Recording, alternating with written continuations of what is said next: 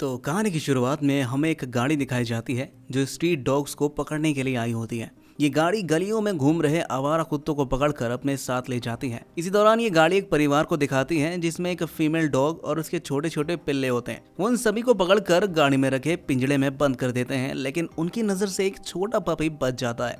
जब वो छोटा पपी अपने परिवार को गाड़ी में कैद देखता है तो वो दौड़कर गाड़ी का पीछा करने की कोशिश करता है, मगर वो गाड़ी को पकड़ नहीं पाता और उसका परिवार उससे हमेशा के लिए अलग हो जाता है। वो पूरा दिन अपने परिवार को ढूंढता रहता है, मगर उसे कहीं कुछ नहीं पता चलता।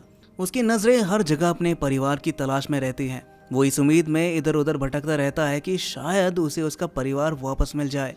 अब इसी तरह कई महीने बीत जाते हैं और वो छोटा पिल्ला बड़ा हो चुका था, लेकिन अब भी वो अपने परिवार की तलाश में घूम रहा था। उसे एक परिवार की जरूरत थी और इसी वजह से वो हमेशा उसी रास्ते पर चलता है जिस रास्ते से वो गाड़ी गई थी, जिसमें उसके परिवार को डॉग कैचर्स ले गए थे। अब एक दिन वो एक ट्रक में बैठ जाता है और वो ट्रक उसे एक पोर्ट पर ले जाता है। ये पोर्ट एक छोटे से टाउन के पास होता है। वहाँ पहुंचकर उसे भूख लगती है तो वो एक जगह से थोड़ा सा खाना उठा लेता है और किसी दूसरी जगह पर जाकर आराम से खाने के लिए बैठ जाता है। लेकिन तभी वहाँ एक बड़ा और भयानक कुत्ता आ जाता है जिसकी सूंघने की शक्ति काफी तेज थी। वो कुत्ता खाने की खुशबू सूंघ लेता है और उस छोटे डॉग की ओर तेजी से बढ़ने लगता है। वो भौंकता है और छोटे डॉग को वहाँ से भगा देता है, साथ ही उसका खाना भी खा लेता है। भूखा छोटा डॉग वहाँ से निराश होकर चला जाता है। तभी अचानक उसकी नजर एक छोटे स्कूल के बच्चे पर पड़ती है जिसका नाम कार्टर है। वो दोनों एक दूसरे को देखते हैं और अगले ही पल वो डॉग कार्टर की आंखों से ओझल हो जाता है। कार्टर देखता है कि वो डॉग एक गड्ढे में छिप गया है। कार्टर को समझ में आ जाता है कि वो डॉग भूखा होगा, इसलिए वो उसके लिए कुछ स्ट्रॉबेरी लाकर उस गड्ढे के पास रख देता है। फिर डॉग धीरे धीरे गड्ढे से बाहर आता है और स्ट्रॉबेरी खा लेता है। ये देखकर कार्टर को काफी खुशी होती है। दरअसल उसे कुत्तों से काफी लगाव था और वो इस छोटे डॉग से भी काफी प्यार करने लगा था। अब कार्टर वहाँ से चला जाता है, मगर उसे इस बात का एहसास भी होता है कि वो डॉग अभी भी उसका पीछा कर रहा था। इसी कारण वो रास्ते में अलग अलग जगहों पर उसके लिए स्ट्रॉबेरी रखता है ताकि डॉग को खाने के लिए कुछ मिल सके। अब कार्टर अपनी बहन को, जो डांस क्लास जाती है, लेकर बस स्टॉप पर पहुंचता है। जब वो बस आती है तो दोनों भाई बहन उसमें बैठ जाते हैं, लेकिन उन्हें इस बात का बिल्कुल भी अंदाजा नहीं था कि वो डॉग भी उनका पीछा करते हुए चुपचाप बस में चढ़ गया था। थोड़ी देर बाद वो दोनों के स्टॉप पर उतरते हैं और पास ही की एक घड़ी की दुकान में जाते हैं। ये दुकान एक आदमी की होती है जिसका नाम मिस्टर किंग है। दरअसल उनके पिता की एक घड़ी थी जो उनके बीमार पड़ने पर उनकी मां ने ये बेच दी थी। अब उनके पिता की मृत्यु हो चुकी है और वो दोनों उस घड़ी को खरीदकर वापस अपनी मां को गिफ्ट करना चाहते थे। इसलिए वो अपनी पॉकेट मनी को धीरे धीरे इकट्ठा करके मिस्टर किंग के पास जमा करते रहते थे, ताकि जब उनके पास काफी पैसे हो जाएं तो वो अपने पिता की घड़ी को फिर से खरीद सकें और अपनी मां को दे सकें। बाहर अब भी वो डॉग खड़ा होता है जो कार्टर और उसकी बहन का पीछा करते हुए यहाँ तक आ चुका था। वो दुकान की कांच से अंदर झांक रहा था और दोनों को देख रहा था। कार्टर की बहन मिस्टर किंग से अनुरोध करती है, प्लीज इस घड़ी को किसी और को मत बेचना प्लीज। मिस्टर किंग मुस्कुराते हुए जवाब देते हैं, अगर मुझे इसके अच्छे पैसे भी मिल जाए तो भी नहीं बेचने वाला।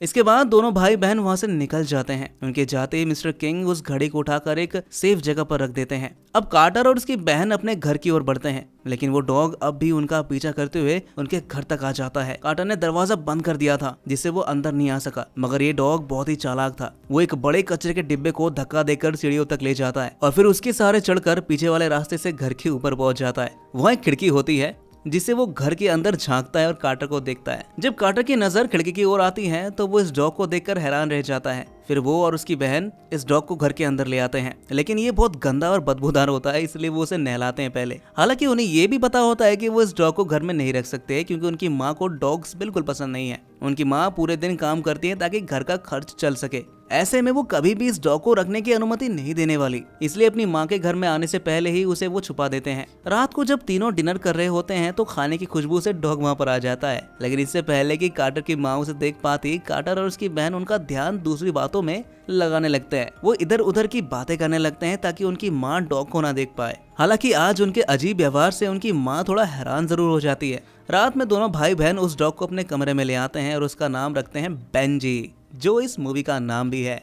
अगली सुबह जब कार्टर की माँ उसके कमरे में आती है तो वो बेंजी को देख लेती है। उन्हें तुरंत समझ में आ जाता है कि उनके बच्चे कल रात अजीब तरीके से क्यों बर्ताव कर रहे थे। वो सख्ती से कार्टर से कहती है, तुम इस डॉग को घर से बाहर छोड़कर आना होगा, मैं इसकी जिम्मेदारी नहीं ले सकती। दरअसल वो दिन भर जॉब करती है और पूरे घर का खर्च उन्हीं पर निर्भर था। ऐसे में वो घर का खर्च और बढ़ाना नहीं चाहती थी। कार्टर दुखी मन से बेंजी को बाहर लेकर जाता है और उसी समय बारिश शुरू हो जाती है और उसी बारिश में वो बेंजी को वहीं छोड़कर घर लौट आता है।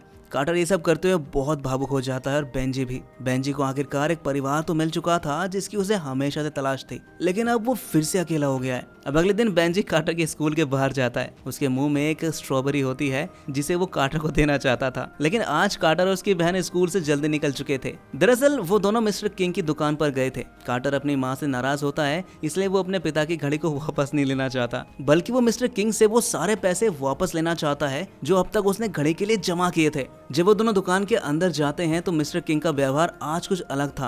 वो कहते हैं तुम दोनों यहाँ से चले जाओ।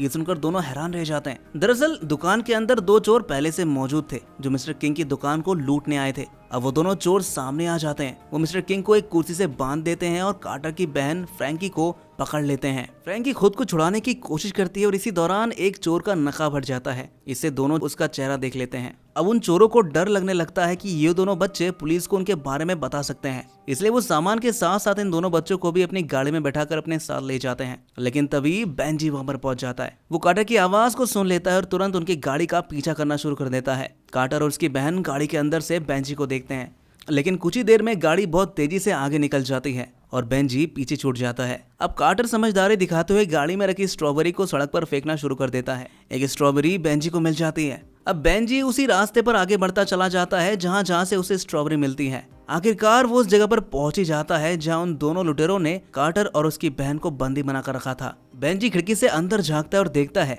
कि एक लुटेरा कार्टर और उसकी बहन के ऊपर ठंड से बचने के लिए कंबल डाल देता है और उसी समय वहां पर लुटेरों का एक डॉग भी मौजूद होता है जो बेंजी को देखते ही उसका पीछा करने लगता है। बेंजी अपनी जान बचाने के लिए दौड़ता है और चालाकी से उस डॉग को एक पाइप में फंसा देता है, जिससे वो वहीं अटक जाता है। डॉग के भौंकने की आवाज सुनकर एक लुटेरा बाहर आता है और बेंजी को देख लेता है।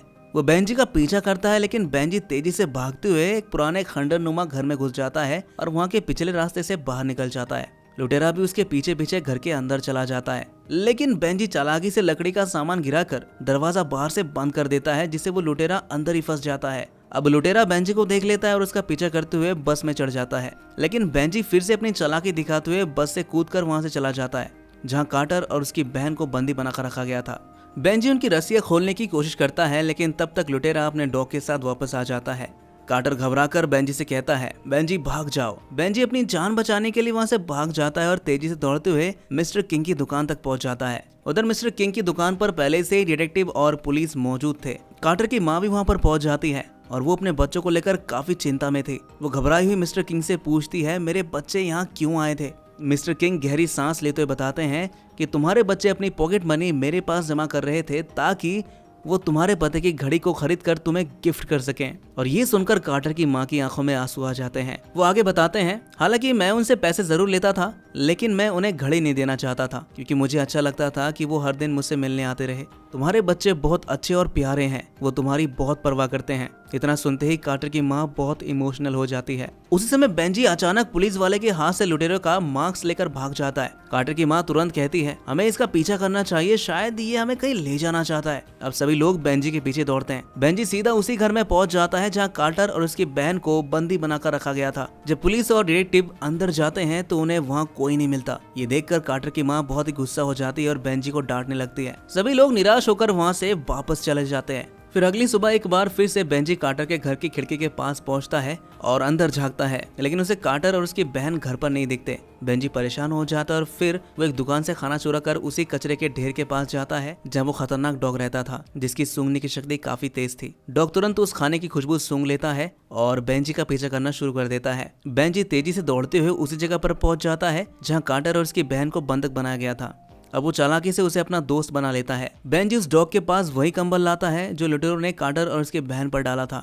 चूंकि उस कंबल में बच्चों की खुशबू बसी होती है, इसलिए वो डॉग अपनी तेज सूंघने की शक्ति का इस्तेमाल करके तहखाने के दरवाजे तक पहुंच जाता है। बेंजी चालाकी से तहखाने के दरवाजे को खोल देता है और दोनों डॉग अंदर चले जाते हैं। उधर डिटेक्टिव को वो गाड़ी मिल जाती है जिसमें लुटेरे कार्टर और उसकी बहन को ले गए थे। उन्हें पता चलता है कि गाड़ी उसी पुराने खंडर वाले घर की ओर ही गई थी जहां बेंजी उन्हें पहले भी ला चुका था। अब पुलिस को यकीन हो जाता है कि बच्चे वहीं होंगे। वो तुरंत उसी घर की ओर दौड़ते हैं और तहखाने में जाकर देखते हैं कि वहाँ एक रास्ता खुला हुआ है डिटेक्टिव कहता है मुझे पता है कि रास्ता कहाँ जाता है। दरअसल ये रास्ता सीधे पोर्ट की ओर जाता था। अब पुलिस गाड़ियों में बैठकर पोर्ट की ओर रवाना हो जाती है। वहीं बेंजी और दूसरा डॉग भी कार्टर और उसकी बहन की तलाश करते करते पोर्ट तक पहुंच जाते हैं। वो देखते हैं कि बच्चे एक कमरे में बंद है और वहाँ एक लुटेरा उनकी रखवाली कर रहा है। दूसरा लुटेरा जो मिस्टर किंग की दुकान से चुराया हुआ सामान बेचने गया था अभी तक वापस नहीं लौटा है। अब बेंजी देखता है कि लुटेरों का डॉग बाहर पहरा दे रहा है। वो उसे अपने पीछे भगाने की कोशिश करता है और दौड़ते दौड़ते उसे पानी में गिरा देता है। लुटेरों का डॉग पानी से बाहर निकलता है, लेकिन वहाँ बेंजी का साथी डॉग खड़ा होता है। लुटेरों का डॉग डर के मारे चुपचाप जमीन पर लेट जाता है। अब बेंजी दौड़कर कार्टर और उसकी बहन की ओर बढ़ता है, लेकिन तब तक लुटेरा उन्हें लेकर एक शिप में चला जाता है। लुटेरा अपने दूसरे साथी जो उसका भाई था को धोखा देकर सारे पैसे लेकर अकेले बच्चों को लेकर वहाँ से भागने की कोशिश करता है। तभी डिटेक्टिव वहाँ पर आ जाता है और लुटेरे से बच्चों के बारे में पूछता है। लुटेरा झूठ बोलता है कि उसे इस बारे में कुछ नहीं पता, लेकिन जैसे ही वो भागने की कोशिश करता है डिटेक्टिव समझ जाता है कि वही असली गुनहगार है।